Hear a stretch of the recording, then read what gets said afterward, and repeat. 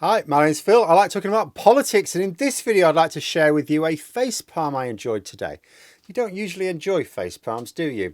But I think when it's caused by the Tories doing something stupid that only harms themselves, there is enjoyment to be had. But first, if you'd like to be notified of daily news and politics, please subscribe to the channel. So, as well as enjoying a facepalm, you'd think another oxymoron would be being complacent when you're behind, wouldn't you? It's quite hard to be complacent when you're 20 points behind in the polls, I would think.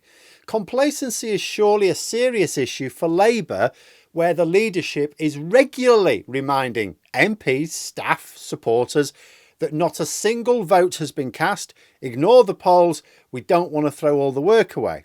That makes sense. Complacency is a problem when you're ahead, usually when you're far ahead. It's the old tortoise and the hare fable, isn't it?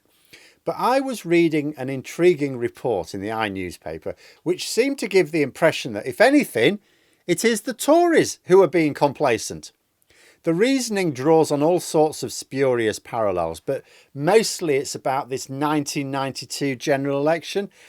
I don't know how many times I've had to say there is no similarity between 1992 and now, no matter how much you squint your eyes.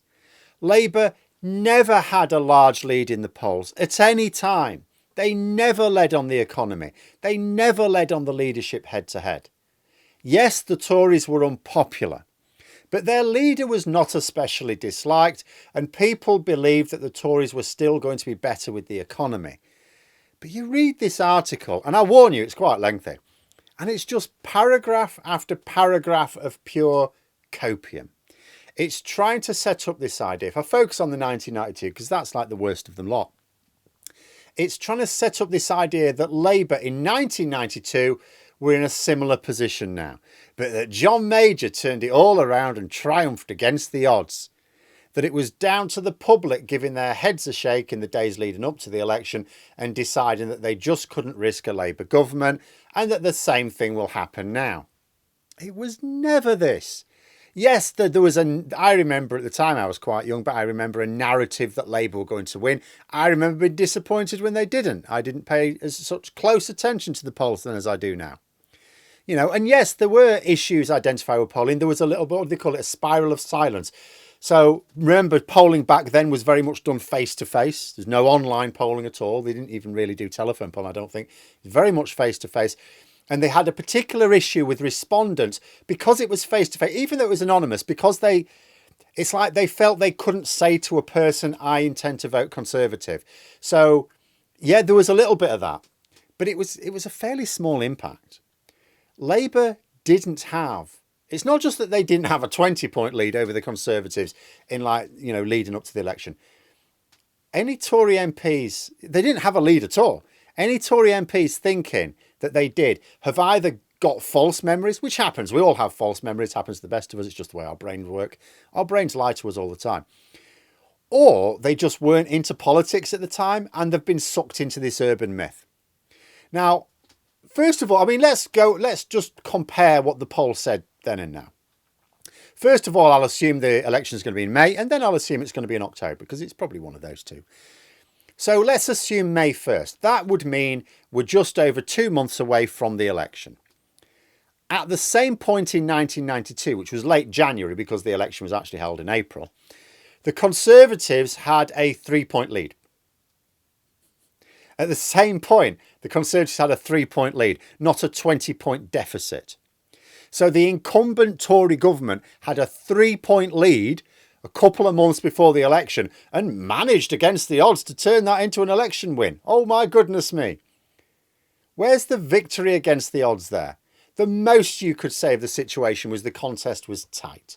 And if we assume that the election will be late October, then the equivalent poll in 1991 would have been late August, where the Conservatives had a 2-point lead. So regardless of whether the election this year is in May or October, there is no polling equivalent with 1992. The Tories had a poll lead over Labour at the same point in the run-up to the elections. It's a complete myth that Labour had this poll lead. Like it did swap places a few times, but this idea that Labour had this substantial poll lead was never true. And as I say, at the key points, the Conservatives had the poll lead. However, although I absolutely hate misleading or brainless articles in the media on subjects like this one at least may serve some good purpose. You know, there is a reason why Labour don't want their side to get complacent. They need to fight for every vote because it's absolutely true they haven't won any yet. The polls are not an IOU from the electorate. It's not a promise to vote a particular way, just an expression of how they would vote if the election were the next day. But if Tories want to be complacent, if they want to believe this utter tosh, then they can be my guest. In fact, if they think it's all going to magically turn around during the campaign itself, nothing to stopping them calling the election in May. I mean, at the moment, I'm thinking, look, they're still gearing up for May. But isn't it going to be difficult for Sunak to call the election at the end of March, in just a few weeks' time, like a month's time, when everyone's going, have you seen the polls? Do you really want to call it now? But if they think it's all going to magically turn around once it's called, oh no, we have to call it, and then the polls will suddenly turn around during the campaign. Go for it. Absolutely go for it. After all, if they think the polls are wrong, or they think Labour's lead is soft, be my guest. Don't get me wrong, there are particular weaknesses with the polling this year. There is good reason to say, hang on, there's some issues. We have had extensive boundary changes, and obviously polling has to be very much grounded in prior voting data. That voting data is now less reliable because the constituencies have changed.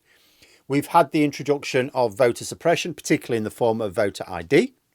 That may create a disparity between voting intention and voting behaviour if lots of people don't realise and are turned away, as happened during the local elections last year. We also have Reform UK. We do not know for certain that they will stand in every seat in Britain. There's a good chance that they will. And regardless, I think most of the polls are inflating their support. So yes, there are particular difficulties with polling this year. That hasn't really happened before. And all of them arguably favour the Tories. So there can be absolutely good reason to suppose maybe Labour's lead is not quite as high in real terms as many of the polls suggest. But that poll gap is so large, it's simply not credible to suppose it could change the actual result. It could potentially change the scale of defeat, although I am hoping that a real push for tactical voting takes care of that. But if the Tories are feeling better about the election than they should, that will soothe my annoyance at such an illiterate piece of election analysis. It'll also be a nice little surprise to these Tory mugs when the results do come out, hopefully on May the 3rd. But there we are. Those are my thoughts. Let me know yours in the comments below. Hope you found the video interesting. If you did, please click the like button. And if you'd like to support the channel further, the join button for memberships. And until next time, I'll see you later.